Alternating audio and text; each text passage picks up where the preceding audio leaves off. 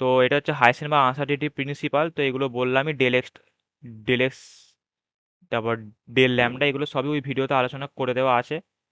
তো এইটা হচ্ছে আমাদের ফর্মুলা, যেটা তোর ওই ভিডিওতে দেখতে পেয়েছিস, যে del x into del p greater equal to h cut by two. H হচ্ছে প্লাঙ্ক কনস্ট্যান্ট, তো এইচ কাট হচ্ছে এইচ বাই টু পাই।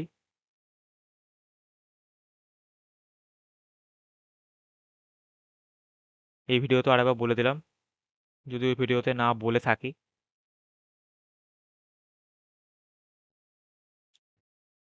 তো তারপর হচ্ছে যেটা বলার জন্য ভিডিওটা আলাদা আলাদা করা, সেটা হচ্ছে এই যে এই ফর্মুলাটা del E into del t greater equal to h cut by two. একই ডেল কথাটা মানে হচ্ছে আনসার্টেনটি, ডেলের পর যেটা থাকবে সেখানে আনসার্টেনটি। তো ডেল টি মানে হচ্ছে আনসার্টেনটি ইন টাইম, ডেল ই মানে হচ্ছে আনসার্টেনটি ইন এনার্জি। এর ওপরও অঙ্ক পিওয়াই কিউ মানে প্রিভিয়াস ইয়ারে এসেছিল, সেটা হচ্ছে এনার্জি আর টাইমের নিয়ে। একইভাবে ওই এক্স আর পি এর মধ্যে যে রিলেশনটা ছিল, শুধু এক্স আর পি এর জায়গায় ই আর টি আছে, এটা দিয়েও পিওয়াই কিউ এসেছিল, মানে প্রিভিয়াস ইয়ারে কোশ্চেন এসেছিল। তো কোশ্চেনটা আমরা দেখে নিই, যেটা হচ্ছে এই কোশ্চেনটা, যেটা হচ্ছে এটা হচ্ছে গামা, মানে এটা ফোটন আর কি, মানে আলফা বিটা গামা রে হয় যেরকম। তো is released from an atom with transmission time, মানে এসছে আর কি ট্রানজিশন টাইম অফ 10⁻⁸ তো calculate the uncertainty in measurement of energy, মানে আমাকে টাইম বলে দিয়েছে, আমাকে এনার্জি বার করতে হবে। এবার টাইম, শুধু টাইম বলে দেয়নি, এইটা বলে দেওয়া মানে আমাকে ডেল টি বলে দিয়েছে।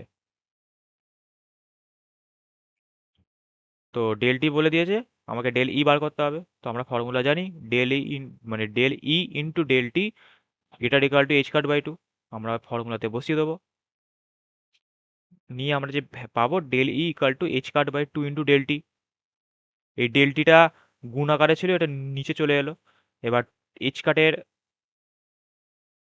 মানে h cut by two into del t, এবার ডেল টি ভ্যালু হচ্ছে 10⁻⁸, আর এইচ কাট মানে হচ্ছে আমাদের এইচ বাই টু পাই।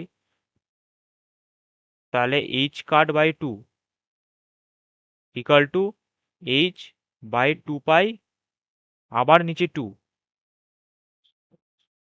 তাহলে আমাদের গিয়ে দাঁড়ালো এইচ বাই ফোর পাই। এটাই এখানে লেখা আছে, হঠাৎ করে কেন এলো ওই জন্য দেখিয়ে দিলাম। তো এই কাটাকুটি করে যেটা পাবো সেটা হচ্ছে 5.27 ইন্টু 10⁻⁻27 জুল, কারণ এই ওপরে যে ইউনিটটা লেখা আছে এটার ইউনিট হচ্ছে জুল সেকেন্ড, আর নিচে ডেলটি হচ্ছে সেকেন্ড। তাহলে joule second by second, second second কেটে গেল, জুল পড়ে রইলো। তো যখন এরকম মানে ইউনিটের ডাউট হবে যে কি ইউনিট হবে, তখন তোরা এভাবে ইউনিটগুলো লিখে নিবি, নিয়ে যা কাটাকুটি যাবে করে লিখে দিবি। যদি কাটাকুটি না যায় নর্মাল লিখে দিবি। আমি কি করে আমি মুখস্থ কিন্তু করি না। এটা ওপরেরটা হচ্ছে জুল সেকেন্ড, জুল সেকেন্ড, ওপরে ইউনিটটা যেটা লেখা আছে ভ্যালুটা, তার ইউনিট হচ্ছে জুল সেকেন্ড মানে এইচ এর ইউনিট, আর নিচে হচ্ছে ডেলটি, মানে অ্যাকচুয়ালি চেঞ্জ ইন টাইম মানে কি টাইমই তো, মানে সেকেন্ড।